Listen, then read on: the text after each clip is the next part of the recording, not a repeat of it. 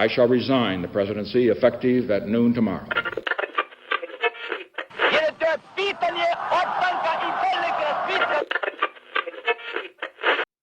Sejam todas, todos e todos muito bem-vindos a mais um episódio de Mundo de História. E no episódio dessa semana eu vou falar com vocês um pouquinho sobre o momento que a França enfrentou uma guerrilha revolucionária. Vou falar sobre a Primeira Guerra da Indochina. O episódio é esse muito importante porque será o penúltimo episódio do ano antes de eu entrar de férias. Mas eu peço para que vocês fiquem de olho no nosso Instagram, pois em breve teremos algumas novidades lá. Mas, no mais, vamos então entender um pouco mais sobre esse conflito. Primeiro, quero falar que a Indochina, mais precisamente a Indochina francesa, foi o nome dado ao domínio imperialista francês no Sudeste Asiático, que era composto pelo Vietnã, Camboja e Laos. Esses três países, e são justamente os três países que nós vamos falar hoje, porém focando muito mais no Vietnã. Por quê? Durante a Segunda Guerra Mundial, mais precisamente em 1944, após Paris ser liberta, o governo provisório francês, comandado pelo militar Charles de Gaulle, começou a planejar o retorno da ocupação e influência francesa à Indochina, que havia sido perdidas durante a Segunda Guerra Mundial por conta da capitulação, da derrota do governo francês. Para isso, ele escolheu o general Leclerc para liderar a força expedicionária que ocuparia novamente a Indochina. Porém, logo do começo já teve um problema. Das 3 divisões solicitadas, apenas uma estava pronta no momento da viagem de Leclerc à Indochina. A região do Vietnã encontrava-se sob o governo provisório autoproclamado do líder revolucionário Ho Chi Minh. Muitos já podem ter ouvido falar sobre ele, pois foi a figura que comandou o Vietnã durante muito tempo, sendo inclusive o líder socialista do país. Apesar de socialista, inicialmente o Ho Chi Minh, em relação às crises a crise na Indochina, pegou ou adotou uma postura mais nacionalista. Ao norte da Indochina, ao norte do Vietnã, havia forças chinesas da República da China, a China capitalista, que ocupavam o território vietnamita. E Ho Chi Minh acreditava que era melhor uma presença francesa no país, que posteriormente seria lidada, do que uma presença chinesa. Ao chegar no Vietnã, Leclerc não foi recebido com rosas e buquês, e sim com o ataque do Viet Minh, os rebeldes separatistas. Apesar disso, os rebeldes não foram páreos para o Leclerc e ele conseguiu chegar a Saigon, onde as negociações continuariam. Ho Chi Minh exigia a independência do Vietnã, que se tornaria então um membro da Federação da Indochina. Continuaria ligado politicamente à França, porém com uma nação independente. Leclerc acreditava que seria possível, até porque defendia que a França não tinha condições de recuperar totalmente a Indochina e transformá-la novamente em um território colonial. Porém, nem todos tinham essa mesma visão. Dargelian, um militar francês, acreditava que eles tinham sim capacidade de ocupar totalmente a Indochina. Por isso, esse militar passou a organizar um movimento dentro do Vietnã de pessoas leais ao reino do Vietnã, fantoche francês, e leais à França para combaterem o Viet Minh.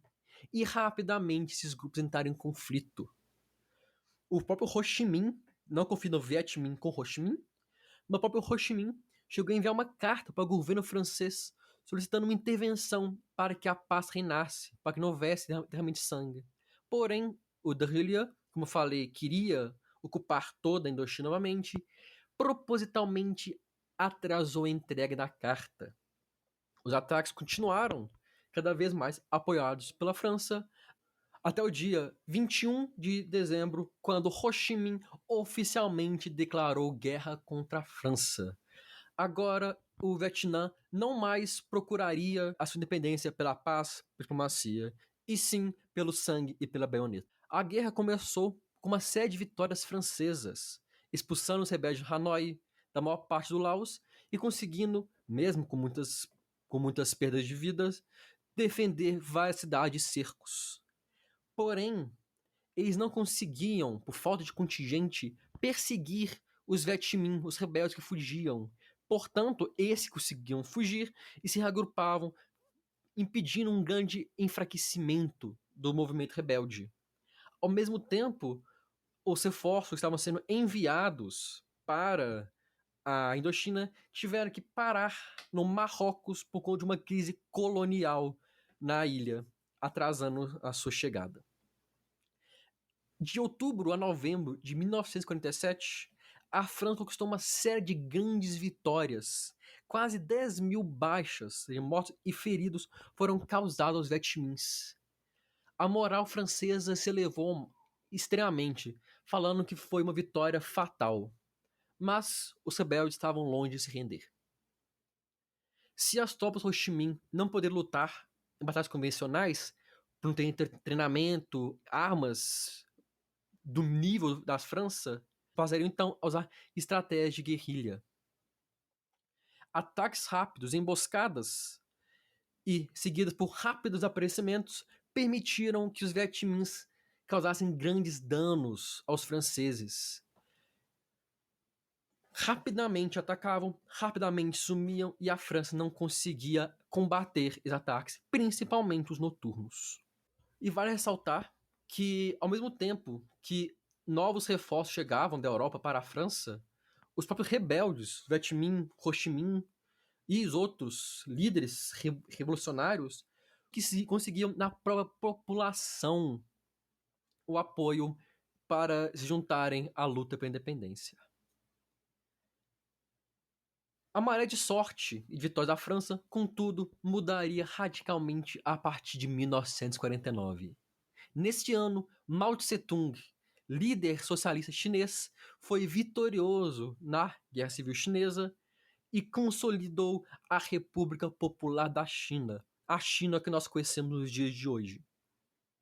Com essa vitória, a República Popular da China passou a entregar armamentos, equipamentos e munições para Ho Chi Minh e para os rebeldes Vietminh. Com mais equipamentos, o número de combatentes aumentou. Ao mesmo tempo, esses equipamentos permitiram, principalmente os morteiros e armas antiveículos, que os rebeldes se elevassem à disputa e conseguissem nivelar a luta. A França passou a ter amargas derrotas. O aumento de mortes, o aumento de derrotas, o aumento da destruição tem causado um grande impacto na moral francesa. O impacto tanto no fronte quanto em casa, onde a guerra se tornou extremamente impopular. Os soldados, além de ter que lidar com uma série de derrotas, ataques surpresas e o medo de não saber quando se seriam emboscados, tinham ainda que lidar com uma precária alimentação e uma água com gosto ruim devido à tecnologia de descontaminação. Rapidamente, os Vietminh passaram a superar o número do exército da França, que contava com franceses e voluntários na legião estrangeira. Inclusive, fica a sugestão de escutar o nosso episódio sobre a legião estrangeira.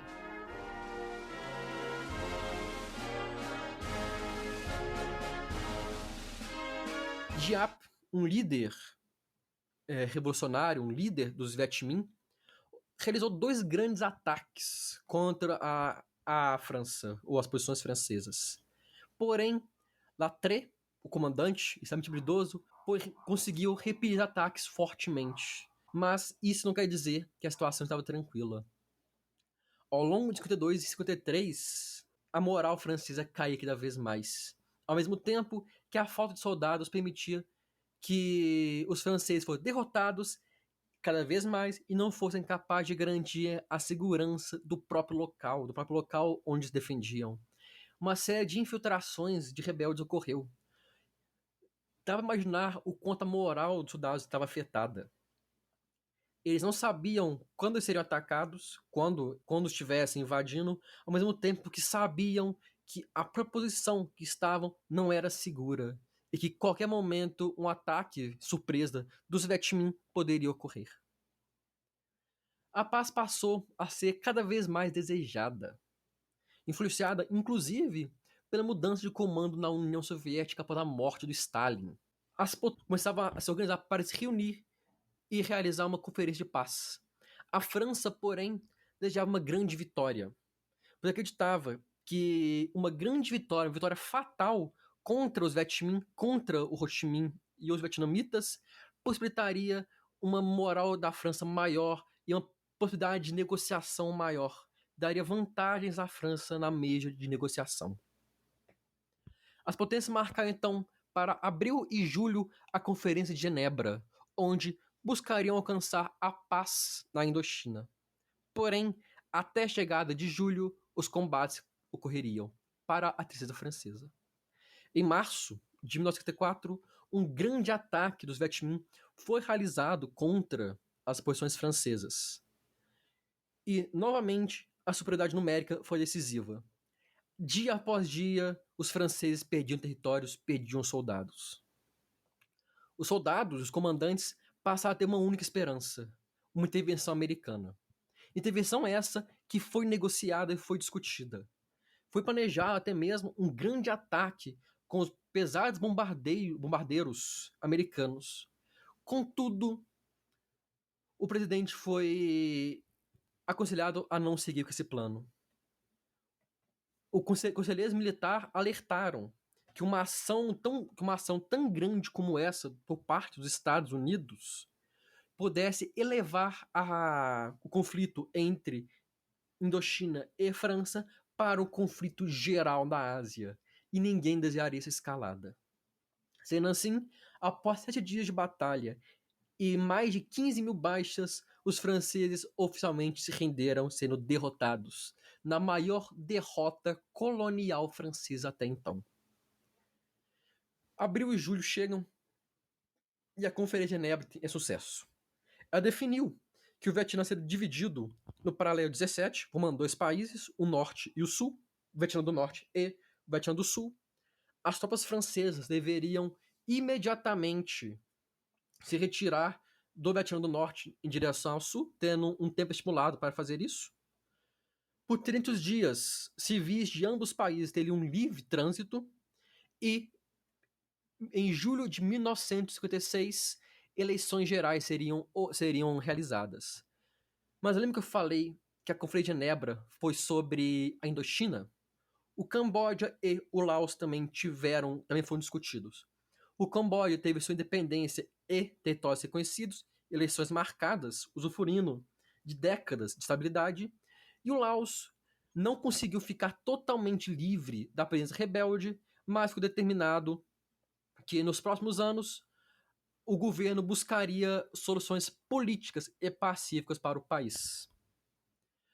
Com 77 mil vítimas do lado francês, entre franceses, alemães, povos do norte da África e vietnamitas, a França perdeu a guerra. Os vitoriosos, contudo, não tiveram muita sorte também. Os Vetmin sofreram entre 100 e 200 mil baixas. Para piorar a situação francesa, os territórios coloniais do norte da África, percebendo o enfraquecimento da França e percebendo a possibilidade de lutar, passaram então a pegar armas e combater pela sua independência. Marrocos e Argélia são 2 grandes exemplos disso, e também o Madagascar, como eu comentei. A eleição no Vietnã nunca ocorreu devido a um boicote do Vietnã do Sul, que temia a derrota. E nesse contexto surgem os famosos Vietcong, que muitos podem ter ouvido falar devido à sua presença na Guerra do Vietnã. Esses Vietcong eram sul-vietnamistas socialistas aliados ao Ho Chi Minh, aliados ao Vietnã do Norte, que passaram a realizar ataques de guerrilha contra posições estratégicas do Sul. Esses ataques, essas ações violentas aumentaram a tensão no local, aumentaram o medo. Tanto que o Vietnã do Sul cedeu e em 1962 aceitou a presença de tropas norte-americanas em territórios para tentar garantir a segurança. Olha só, o Vietnã do Sul passou então a se juntar com a potência econômica, militar e política para garantir os seus interesses. E, obviamente, o Vietnã do Norte não faria diferente. Na prática, essas ações do Vietnã do Sul, dos Estados Unidos e dos Vietcong serviram para preparar a região para uma segunda guerra da Indochina, ou a famosa Guerra do Vietnã, no qual o Vietnã do Sul e do Norte, apoiados pela União Soviética e Estados Unidos, fora outras potências e outros países, lutariam para unificar o país. O Norte lutando pela unificação sobre o socialismo e o Sul sobre o capitalismo. Mas isso fica para um outro episódio.